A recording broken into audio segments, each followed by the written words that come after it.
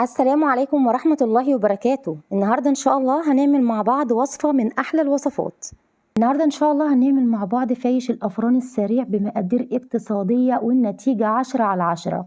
زي ما احنا شايفين كده بسم الله ما شاء الله، هش معانا جدا ولونه وطعمه حاجة خطيرة.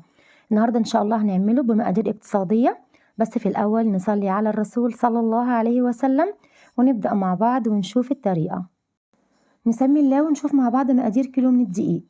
اول حاجه معايا هنا كوبايه 200 مللي من الزيت، ولازم طبعا الزيت عندي يكون نوعيه كويسه، وعليه ربع كوبايه من السمنه متسيحه، وهحط معايا معلقتين كبار من الخميره الفوريه او ما يعادل كيسين،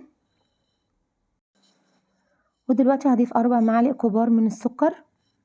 طبعا السكر مهم جدا، اول حاجه عشان تفاعل الخميره، وتاني حاجه عشان برضو يكون طعم الفايش معايا مسكر شويه. هحط معايا 4 معالق، وهضيف معايا ملو معلقتين صغيرين كركم. طبعا المعلقه هرميه زي ما احنا شايفين كده، معلقتين صغيرين. طبعا الكركم مهم معايا جدا عشان هو اللي بيدي لون الفايش اللي احنا عارفينه، وطبعا الكركم زي ما احنا عارفين برضو ليه قيمه غذائيه عاليه. ورشه ملح صغيره قوي. وهحط معايا 3 كوبايات من الميه، نفس الكوبايه اللي كنت حاطه بيها الزيت. طبعا يفضل عندي الميه ان هي تكون دافيه على خفيف علشان الخميره معايا تبدا ان هي تنشط. وهجيب معايا كده كوبايه وفيها شويه ميه برضو كده اركنهم على جنب عشان لو عوزت ازود ميه على الدقيق. دلوقتي هبدا ان انا اقلب معايا المكونات كويس جدا لغايه لما السكر عندي يدوب. ودلوقتي هبدا ان انا انزل معايا الدقيق، وضروري جدا ان انا انخل الدقيق، لان نخل الدقيق دوت هو اللي هيخلي معايا المخبوز هش وجميل. ودلوقتي هحط معايا نص معلقه صغيره من البيكنج باودر، ونبدا نعجن بقى معايا كل الخليط اللي معايا دوت. طبعا العجن عندي هنا مهم جدا جدا جدا، ضروري ان انا اعجنها فتره كفايه علشان ما تطلعش معايا مكتومه. انا دلوقتي عجنتها زي ما احنا شايفين كده كويس، لميت معايا كل المكونات. عايزه قوام العجينه عندي يكون اطرى من بتاعه البيتزا شويه، فدلوقتي هضيف معايا معلقتين بس من الميه كمان، وهبدا ان انا الم بيهم العجين بحيث ان انا اطري معايا العجينه على خفيف. انا عايزه العجينه طريه معايا، لكن في نفس الوقت تكون سايبه ايديا، ما تكونش بتلزق. دلوقتي بقى ضروري ان انا انزل على الرخامه زي ما احنا شايفين، هي لزقت معايا شويه، لكن مع العجن كل دوت هيرجع يتلم تاني. ضروري ان انا اعجنها فتره كويس ما تقلش عن 10 دقايق. العجن هنا مهم جدا عشان تطلع معايا النتيجه بتاعتي مظبوطه. كل ما هتعجنيها كل ما هي هتسيب ايدك. انا عايزه القوام زي ما احنا شايفين كده، هي كده خلاص اتلمت معايا، سابت ايديا خالص. القوام معايا طري، وفي نفس الوقت مفيش اي حاجه لازقه في ايديا زي ما احنا شايفين كده. ما شاء الله العجينه معايا طريه وجميله جدا وقوامها حلو.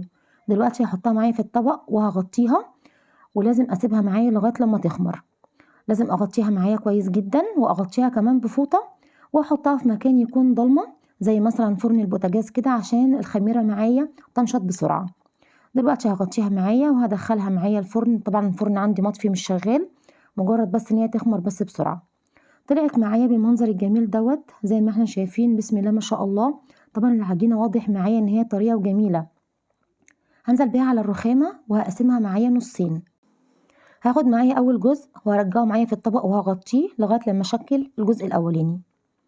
هجيب معايا الجزء الاولاني كده وهدوره وهفرده معايا زي ما احنا شايفين كده، وزي ما احنا شايفين العجينه ما شاء الله بتاخد وتدي معايا مستريحه كويس وخمرانه كويس. وبالنشابه هبدا ان انا اعملها على شكل مستطيل.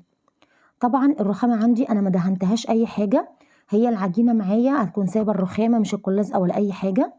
عملتها على شكل مستطيل زي ما احنا شايفين كده. دلوقتي بقى نشوف التشكيل هيبقى عامل ازاي. هبدا ان انا الفها معايا رول، ورول على ضيق، بحيث ان انا ما اعملش اي عندي فراغات بين العجين. زي ما احنا شايفين كده رول على ضيق جدا، وكل حته ابرمها ارجع من فوق ادوس عليها كده شويه كده على خفيف عشان اخرج منها اي فراغ بالراحه خالص كده. اهم حاجه عندي في الفايش ازاي الفه. زي ما احنا شايفين طبعا العجينه معايا طريه وجميله، بتاخد وبتدي معاكي، والشغل فيها بصراحه ممتع جدا. احاول اخلي معايا سمك العجينه مظبوط زي ما احنا شايفين كده. طبعا ما رضيتش اجرى اي حاجه من المقطع عشان تشوفوها معايا انا بعملها ازاي. ضروري ان انا اسويها معايا. اخر حته دي بقى مهمه جدا جدا ان انا اظبطها معايا. لازم ان انا وانا بلفها كده لازم ان انا اقفلها كويس جدا، واخلي معايا القفله دي من تحت علشان ما تفرقش معايا بعد ما تستوي. زي ما انا هوريها لكم بعد ما تستوي تبقى عامله ازاي معايا. عملت معايا فرق بسيط علشان انا ما قفلتهاش كويس، وعلشان خاطر ما خلتش معايا القفله من تحت مظبوطه. زي ما احنا شايفين كده انا كده خلاص قفلتها كويس جدا جدا. واعمل معايا الحرف زي ما احنا شايفين كده، وهاخدها معايا وانقلها في صاج. طبعا الصاج عندي لازم يكون صاج مستطيل علشان تاخد ريحتها معايا وتديني الشكل المطلوب. بسم الله ما شاء الله، عايزه اقول لكم العجينه روعه. تاني حاجه برضو هبدا ان انا اعمل معايا النص التاني نفس النص الاولاني بالظبط.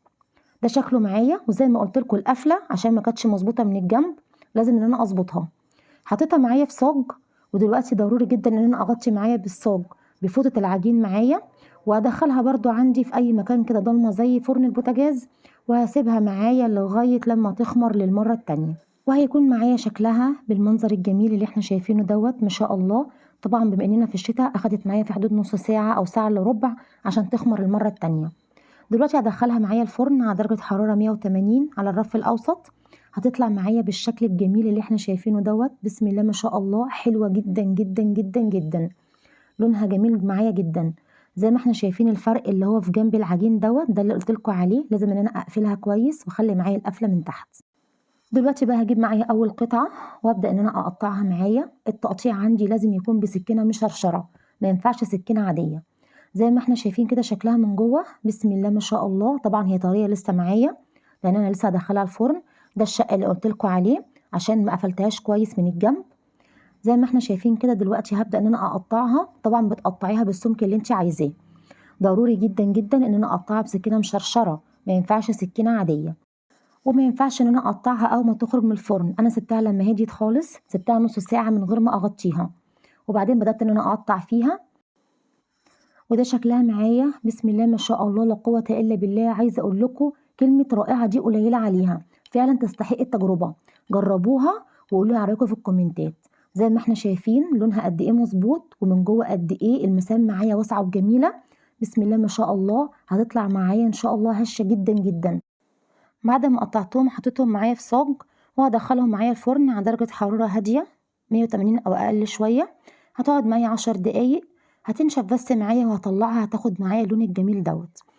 بعد ما اطلعها من الفرن هسيبها كمان 10 دقايق بره، مجرد بس ما تشم الهوا هتنشف معايا أكتر، وهكون بالمنظر الجميل دوت.